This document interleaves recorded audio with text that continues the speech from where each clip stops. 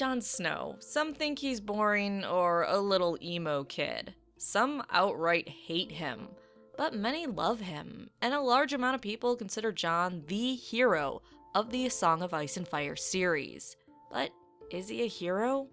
Is Jon Snow heroic? Do heroes even exist in the world of ice and fire?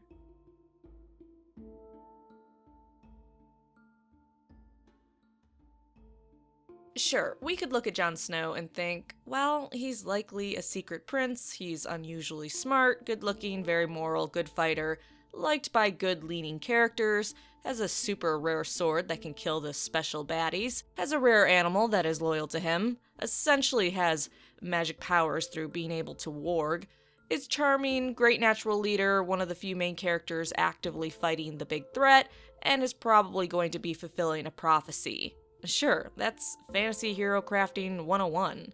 Jon's a hero. But that's boring. Let's look at Jon and his actions and see if he's really a hero. And warning, I say hero and heroic so many times in this video. Keep count and let me know how many times I say it. It's probably so much that you're going to get a nosebleed. So first, what does it mean to be heroic? Despite having a clear definition, a person who is admired or looked up to for having courage, outstanding achievements, or noble qualities, we all have our own answers. I know growing up, I hated when teachers asked me to write down my heroes. I never had any. I just saw people as people. But a lot of people do have heroes. Some view sports players or firefighters as heroes. Some people see actors or actresses as heroes. Because we individually vary so much between what we consider a hero, it's hard to decide whether someone is based on personal selection. So instead, let's look at what the majority of psychologists believe makes someone a hero or perceived as a hero, and see if Jon holds up. It has been suggested there's 3 crucial dimensions to being perceived as a hero. Number 1, they are viewed as moral or competent, sometimes both. Of course, morality is a difficult subject because it varies and is often dependent on social norms. Number 2, they are born with stable heroic traits or circumstances make them into a hero. And number 3, they inspire others to be better or just show great leadership. Having character strengths, inspiring others, and showing great leadership are considered crucial traits in being considered a hero. And I think we can agree that Jon definitely has all 3. He is incredibly moral to the point where it kicks him in the ass quite a few times, which I'll go over later in this video. He often speaks out if he thinks something is wrong, even if there are consequences. Jon is definitely competent, sometimes a bit too much for my taste, but meh, it's a fantasy story. A young man who is still very new to the Night's Watch is chosen to be groomed for leadership by the Lord Commander. When beyond the wall, after being selected by Qhorin to go on a scouting party, Jon is eventually instructed by the man to kill him and pose as a deserter, which Jon does successfully. Not so bad for a green boy. Number 2, while Jon may or may not have been born with heroic traits, definitely the circumstances he was put in helped him develop heroic traits. Though I would argue from the beginning he actually did have some heroic traits. The fathering of Ned Stark, an incredibly honorable and moral man, likely also helped in the development of these traits.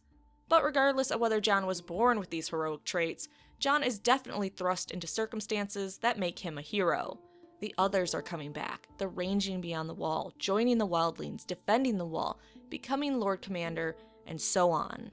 He starts as a sullen, tad whiny boy, and through events becomes more and more heroic acting over time. Lastly, number 3, inspiring or showing great leadership. I think there are many examples of Jon Snow being inspirational to both men of the Night's Watch and wildlings, and a great leader. He inspires his friends to step in and help Sam despite it not being the best idea for their reputation. During the battle for Castle Black, he is continuously inspiring others and keeping them going, even when all hope seems lost. As for leadership, as mentioned before, he is groomed from the start by Lord Commander Jeor Mormont for leadership. Later, he is given control of the wall during the battle for Castle Black. Then later, he's elected as the next Lord Commander, so clearly Jon has all 3 categories, at least to a certain extent. So okay, yeah, he fits those categories, but that's just one thought on what makes a hero. Let's look at some other ways to judge and decide heroism and who may or may not be a hero. Psychologists generally regard disobedience and resisting pressures to conform and join others in cruelty as two of the most important findings in heroism. And not just, I'm not listening to you, you're not the boss of me disobedience. Those that try to do what is right and actively fight against wrongdoing or immoral things are seen as more heroic than others. Maybe not shocking to you, but many individuals will do something cruel or dangerous when given a command by an authority figure. In the Milgram experiment on obedience to authority figures, they found a very high proportion of individuals were prepared to obey even when causing someone else injury and distress when ordered to by a superior. This experiment has been repeated over and over again in our world and has consistent results. In fact, most people in these experiments would keep going even if they heard screams when the authority figure told them to simply keep going and that they wouldn't be held responsible for anything that happened. On the conforming or joining others in cruelty aspect, we all probably have our own stories of seeing others or ourselves joining people to do something really cruel in order to fit in. And I think we can guess by Jon Snow's actions throughout the books, he would not be one of those that kept going in that experiment, and he isn't likely to give in to pressure and join others in cruelty. Jon disobeys authority and pressure to conform on several occasions in the books, even when he knows punishment may be severe. My favorite example is when Samwell Tarly comes to the wall. Thorne decides to have Halder, a 16-year-old who is super tall and muscular, spar with the boy. Sam is unprepared and just gets the snot beaten out of him. Even when Sam cries he yields, Thorne tells the stronger boy to keep going and hit Sam harder, which the boy does. It isn't until Jon Snow steps in saying, "Enough!" does the boy stop. When Thorne tries to get Jon to stand down, he ignores him as he says, "There's no honor in beating a fallen foe. He yielded." Thorne then sends Halder and two others to beat down Jon Snow to get to Sam. Through some help of Jon's friends, they don't succeed. In this situation, Halder was clearly being part of the majority that would inflict cruelty if commanded to do so. Jon Snow refuses and is in the minority. And just going to sneak this in here, he also inspired others to stand up to Thorne as well. Later, despite being told by his own friends to ditch Sam, Jon continues to defend the boy against the others at the wall. This could have dire consequences for him. He's surrounded by murderers, thieves, rapists, and people with very different morals than him. But he refuses to back down and let Sam be harmed. Jon is willing to do what he feels is right and just, even if it means not conforming to expectations. We see Jon resist or disobey other times as well to do what he views as right. When he is beyond the wall and with Corrin's small scouting party, Stone Snake tells him to kill a wildling who turns out to be Ygritte. Without knowing the woman, Jon refuses and spares her, despite pressure to end her life. Then there's in A Dance with Dragons when Jon goes against Stannis and not allowing Mance Rayder, or who he thought was Mance Rayder, to burn alive. Jon Snow has archers kill Mance, really Rattleshirt, and spare him the horrible fate of burning to death. This does not sit well with Stannis, and Jon knows this. But lessening who he thought was Mance's pain was worth that potential wrath.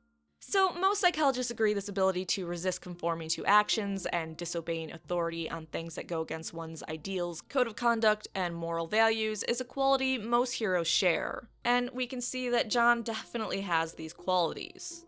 Finally, if that isn't enough, let's look at the 8 great traits and heroism and compare them to Jon. Numerous studies indicate that heroes are oftentimes leaders and share a combination of 8 great traits: being smart, strong, resilient, selfless, caring, charismatic, reliable, and inspiring. While it is rare for a hero to have all these traits, they typically have many of them. Most of these 8 great traits are studied in the Values in Action Inventory of Strengths, which is a psychological assessment measure designed to identify an individual's profile of character strengths.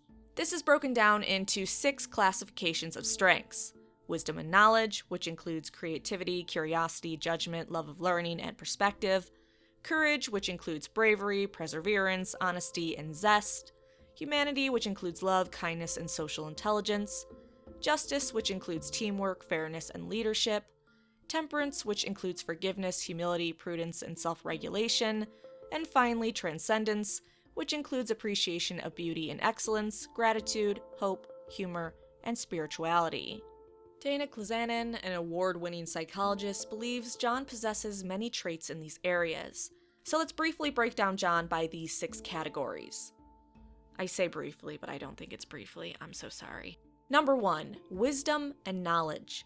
Dana argues that Jon is an excellent example of this category. She asserts that he shows creativity in his present to Arya, her sword needle, in closing the tunnel when the wildlings are attempting to breach the wall, and when he tries to make peace between the men of the Night's Watch and the wildlings. She states that Jon giving Arya the sword needle is essentially empowering Arya to be who she is, rather than who society tells her to be. Next, when he urges the men of the Night's Watch to close the tunnel to keep the wildlings from getting in, he presented an option others had not thought of.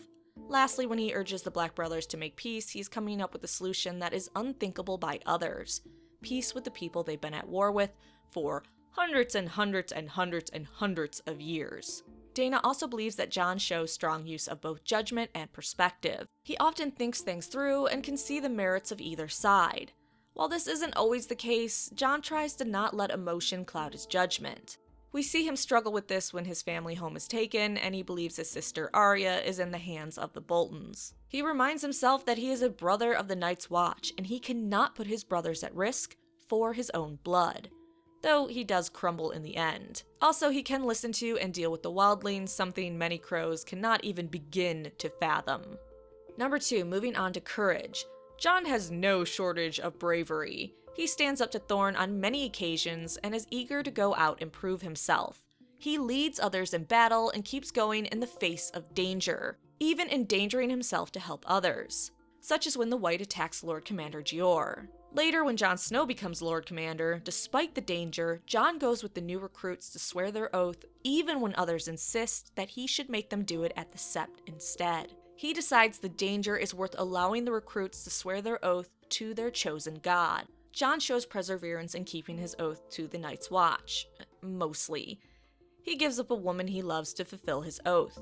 And he did try really hard not to put it in her, if we remember those chapters.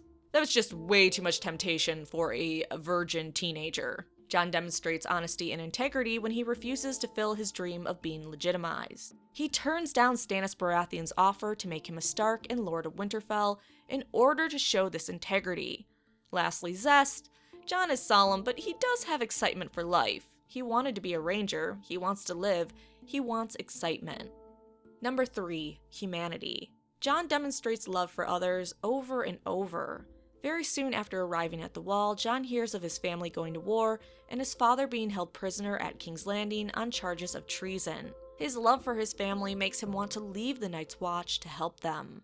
When someone he romantically loves, Ygritte, dies, Jon mourns her and gives her a private burning ceremony the way she would have wanted. He constantly thinks about her afterwards as well. Jon shows kindness many times, especially in how he looks out for Samwell Tarly, keeping him safe from Thorne as much as possible, and the other boys. Lastly, social intelligence. Jon is aware of how to get people to do what he wants or appeal to them. He knows what to say to Mance and what strings to play to get him to believe he's a Night's Watch deserter. Yeah, okay, he was lying to Mance, but that took a lot of social awareness and social intelligence to know what to say to make that lie effective. And then Dana calls on Jon telling Stannis about how Mance treated him when he was his prisoner in order to appeal to the king's sense of honor and justice and spare the king beyond the wall as another demonstration of his social intelligence. Number 4, justice. Jon is clearly able to work with others in a team as he does well with the Night's Watch and working with the members, except for little fights here or there. He shows fairness in his decision-making. He gives positions to those that deserve it or are qualified for it. Jon made Satin, a boy that was a whore before coming to the Wall, his personal steward. While the other crows protest and are furious that he's making a whore his personal steward, Jon states his many qualities that make him perfect for the position, despite his past and how others may view him. Lastly, leadership. Jon leads the defense of Castle Black, is able to bring the wildlings under control, mostly, and solidify an alliance with them. He continuously inspires people to follow him, except for the ones that stabby time him, of course. Number 5, temperance. Unfortunately, Jon was taught humility quite a bit by Catelyn Stark, who constantly reminded him of who and what he was. He has clear self-control when he leaves Ygritte, and freedom to go back to his brothers. Not much self-control with the sex thing, but he pretty much had to do that. And again, virgin teenager. He shows great self-control in not taking Stannis' offer to become Lord of Winterfell, something he's always wanted. Although the need to punish the Boltons does get the better of him in the end. Finally, number 6, transcendence. Jon has hope that the others can be defeated and is willing to fight for the people of Westeros and the world. And we know he has spirituality as he follows the old gods. While Jon may not have the highest score in all categories, we can see he possesses many of the traits we expect a hero to have. He does make mistakes, as is to be expected, and falters from time to time though. So Jon is reliable, inspiring, strong, resilient, selfless, caring, charismatic, and smart. Psychologists who have studied Jon's character in the series agree he is one of the most heroic characters in the A Song of Ice and Fire series. Dana states, he is an inspirational leader, but his strong sense of morality and his ability to know when to disobey authority make him the most heroic character in Game of Thrones. While Jon may make mistakes and may not always do the wisest thing, he is ruled by compassion, morals, and many character strengths. So does this mean Jon is the one true hero of the series? Maybe not. George loves his gray and twisting tropes. The bastard boy who learns he's actually a prince and destined to save the world by fulfilling a prophecy sounds a bit generic. But even if he may or may not turn out to be the hero of the series, I think it's pretty clear that love him or hate him, he does have qualities of a hero. Until he's resurrected in the Winds of Winter and starts doing some crazy shit that makes us question if this is really Jon. Just kidding. Or am I? So what do you think? Jon Snow? Yeah, an average hero. Not at all. Or something greater. I actually put a poll at the end of this video, so please take it because I really want to know what you guys think. So thank you for watching. Please like the video, get angry about something, punch a wall, and then have a great day. And we're so close to season 7. I'm just losing my mind. I'm losing my mind.